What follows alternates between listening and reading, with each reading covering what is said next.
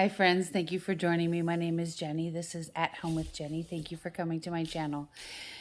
I just got done watching one of my favorite YouTubers, Kim Wadsworth from The Wads. And she is 39 weeks pregnant, I think. No, go lay down, girls. Go lay down. Go lay down. My dogs are wondering why I'm talking to myself. But anyway, she had a breech baby, transverse breech, which meant like from side to side, left to right, across her belly, like across this way. And I, with my fifth baby, this is her fifth baby. With my fifth baby, he was frank breech, which meant he was bottom first. And we didn't know. Like, he was head down at like 37-week appointment, 38-week ultrasound maybe. And then I had a really rough night where he was moving a lot. I didn't know what was going on, but I just figured he was trying to get comfortable because most of my babies were almost 10 pounds. Well, he rotated and became butt first breech. And so we found out when I went into labor. I was 40 weeks, 39 weeks, 40 weeks, and I went into labor naturally at home.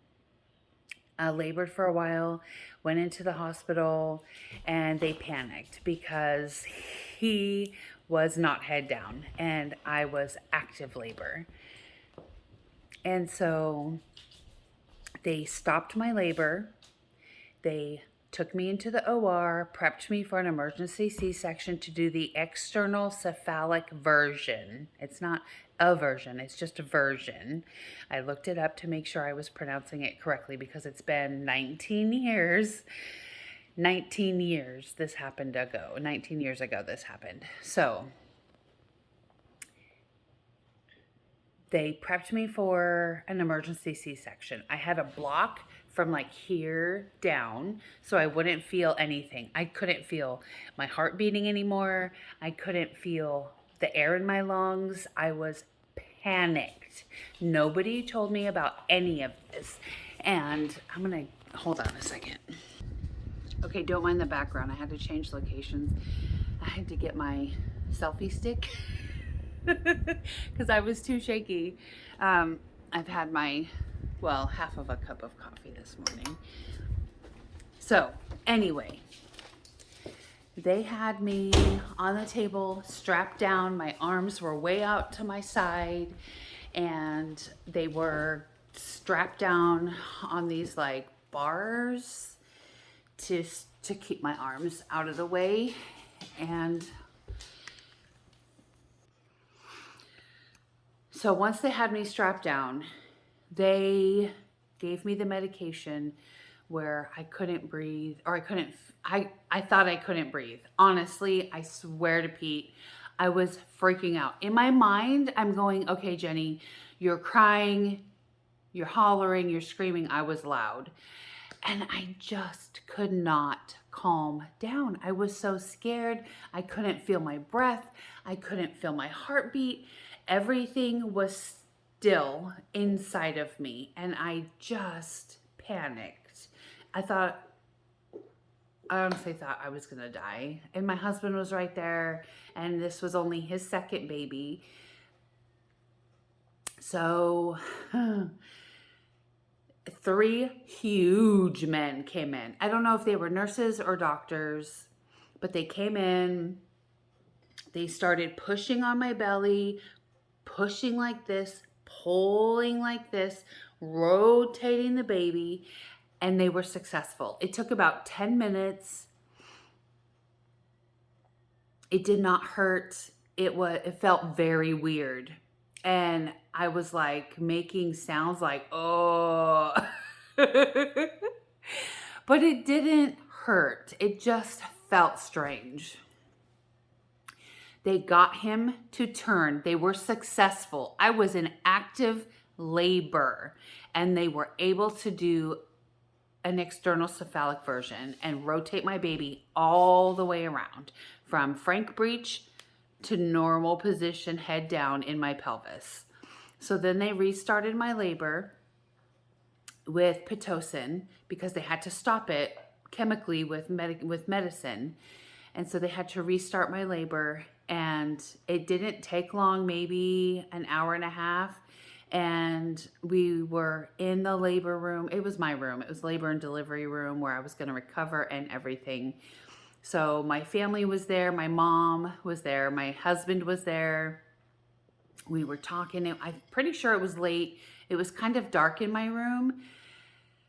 I don't know what time it was. I don't remember looking at a clock anywhere. But they laid me in the bed, and I'm laying there talking to my husband, and he was so tired, and he laid his head down at my feet, and then we heard pop, a really loud pop.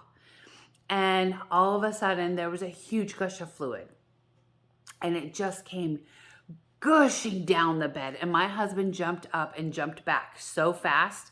He was so lucky he didn't get any of the amniotic fluid on himself. I don't know how, maybe because I had one sheet over the top of me to kind of keep me comfortable and kind of warm, because the room was kind of chilly. But this was in the Navy Hospital in Bremerton, Washington. And they were successful. Everything went well. And I just want to tell you, it is possible to have a successful external cephalic version, rotate the baby. It is possible to do that at the end of your pregnancy. Poor Kim said she couldn't find any videos that had a successful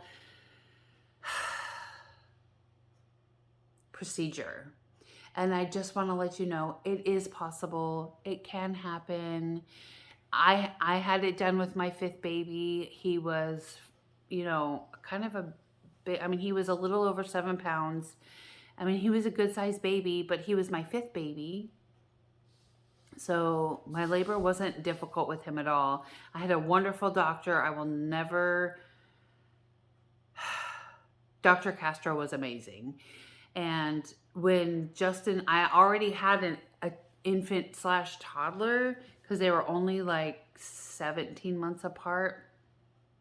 I guess that would be considered toddler, but he was still nursing until like the day before I delivered. And so when my youngest was born, my 5th baby was born, he went straight to nursing with like full milk. He didn't, I'm not sure how that works when you're nursing back-to-back babies, if there's a lot of colostrum in there, because I'm pretty sure Daniel took it, my 4th baby. But when baby number 5 was born, he was a little smaller than the 9-pounders, 9.5-pounders, but he caught up very quickly, and there were no complications. There was no cord around his neck. There was no complications whatsoever. He was safe. He was healthy. It was a great delivery. The only thing was that they left the placenta in the room for 3 days in a purple bucket, one of those like blush purplish buckets. And we didn't want the placenta. I don't know why they left it. But if you want the placenta, they will let you take it. You just need a cooler bag. And then you can do whatever you want with it. Plant it, encapsulate it. I don't know. There's a lot of other options. But I just wanted to let you know, because of poor Kim, that when she did her search on YouTube, she could not find a successful cephalic version procedure. And I want to get out there for you guys to let you know that it is possible. And if it is necessary, do it. I have had a baby. I had twins, and my first twin was head first. The second twin was feet first, but she was like 4.5 pounds. So she was baby number, 3. My foot first breech was a baby number 3 out of a twin pregnancy, because I had a 9-7 baby as a single, and then I had twins, and my twins were head first and then foot first. And then so that's 3 babies. My 4th baby was fine. He was delivered without any kind of medication, and he was born in coal, which means in his water sac. And I pushed him back in because it hurt so insanely bad. The ring of fire is no joke. It hurt so bad I pushed his head back in, and my midwife slapped my arm and said, "What are you doing?" And I looked at her and I said, "It really effing hurts." And she was like, "No kidding, let's have this baby." And so I actually let him be born.